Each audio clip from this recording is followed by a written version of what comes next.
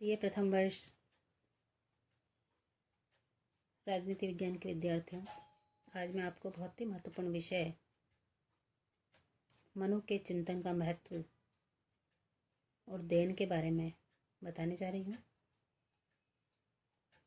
भारतीय राजनीतिक और सामाजिक चिंतन में मनु को बहुत अधिक महत्वपूर्ण स्थान प्राप्त है।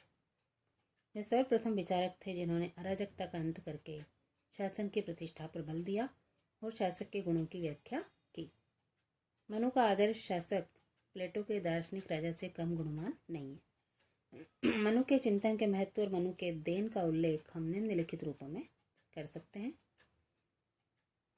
राज्य की उत्पत्ति के देवी सिद्धांत, लेकिन राजा की सीमित सत्ता का प्रतिपादन। मनु की धारणा राजा के देवी अधिकारों को तो मान्यता देती है, लेकिन निरंकुश राजतंत्र का समर्थन करने की नहीं है।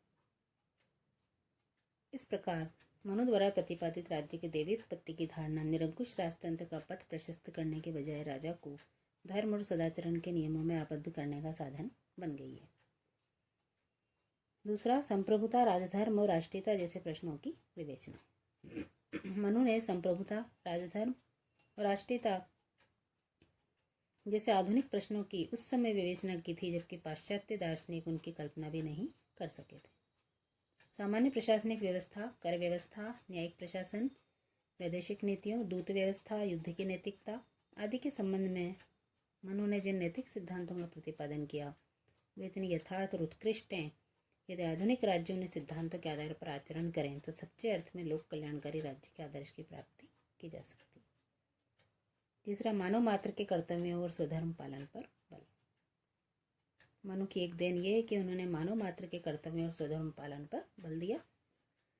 यह एक ऐसी बात है जिसे अपनाकर संपूर्ण मानव जाति सुखपूर्वक अपना जीवन व्यतीत कर सकती है।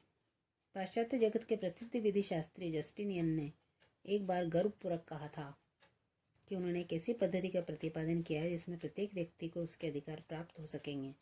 इसके सर्वथा विपरीत मनु गर्वपूर्वक कह सकते हैं कि उन्होंने एक ऐसी कानून पद्धति तथा राजधर्म का वर्णन किया जिसमें सभी वर्गों के व्यक्तियों के कर्तव्यों की व्याख्या है। चौथा जो महत्वपूर्ण अनुदाय है मनु का, यथार्थवादी, व्यावहारिक और नैतिकता से युक्त विचारधारा। मनु की व्यवस्था को धर्मतंत्री राज्य भी नहीं कहा जा सकता क्योंकि धर्म के संबंध में उनकी धारणा के अंतर्गत कहीं भी संकीर्णता नहीं है। इसके विपरीत मनु की राजनीति तो व्यापक मानवीय धर्म पर आधारित है और नैतिकतावादी स्वरूप उसकी एक अत्यंत महत्वपूर्ण विशेषता है। वास्तव में पुराणों में प्रथम मानव मनु भारतीय राज दर्शन के भी प्रथम और प्रमुख प्रकाश स्तंभ थे, जिससे आज भी सार्वजनिक जीवन और राजनीति के क्षेत्र में प्रेरणा ग्रहण की जा सकती है। पांचवा, विधि प्रणेता, दंड और न्याय व्यवस्था के जनक। मनु द्वारा प्रतिपादित ये विधियां आज भी मनुस्मृति के रूप में हमारा पथ प्रदर्शन करती रहती हैं। छठा, राजकोष और अर्थव्यवस्था संबंधी व्यवस्था के जनक। मनु इस बात से परिचित थे कि राज्य के संगठन, संचालन और समृद्धि के लिए राजकोष और अर्थव्यवस्था के सुप्रबंध की आवश्यकता होती है।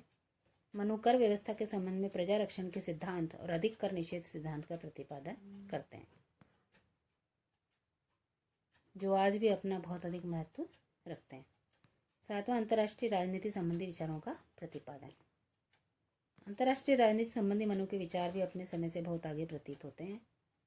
मनु ने अंतर्राष्ट्रीय शक्ति संतुलन का सिद्धांत प्रस्तुत किया। मनु द्वारा प्रतिपादित षाडगुण्य नीति और मंडल सिद्धांत आज भी किसी देश की विदेश नीति के महत्वपूर्ण सिद्धांत हैं। मनु ने राष्ट्रवाद और अंतर्राष्ट्रवाद के बीच सुंदर समन्वय स्थापित किया। मनु के युद्ध नीति संबंधी विचार उन्हें अंतर्राष्ट्रीय राजनीतिक आचार्यों में प्रमुख स्थान दिलाने में समर्थ हैं। आठवां, संपूर्ण सामाजिक जीवन का स्पष्ट और सुव्यवस्थित दर्शन। मनु ने केवल राजनीतिक चिंता के वरन उन्होंने संपूर्ण सामाजिक जीवन का स्पष्ट और सुव्यवस्थित दर्शन भी दिया है। मनुस्मृति के अध्ययन से स्पष्ट है कि उस समय भारतीय समाज बहुत ही सुव्यवस्थित था और समाज की ये सुव्यवस्था मनु की ही देन थी।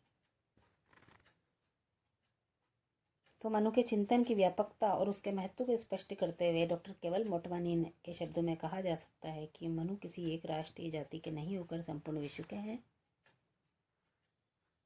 उनकी शिक्षाएं किसी एक पृथक समुदाय, जाति या संप्रदाय के लिए नहीं हैं, अपितु समस्त मानवता के लिए हैं। वे समय की सीमा लांघकर मानव के चिंतन तत्व से संबंध रखने वाली हैं। धन्यवाद।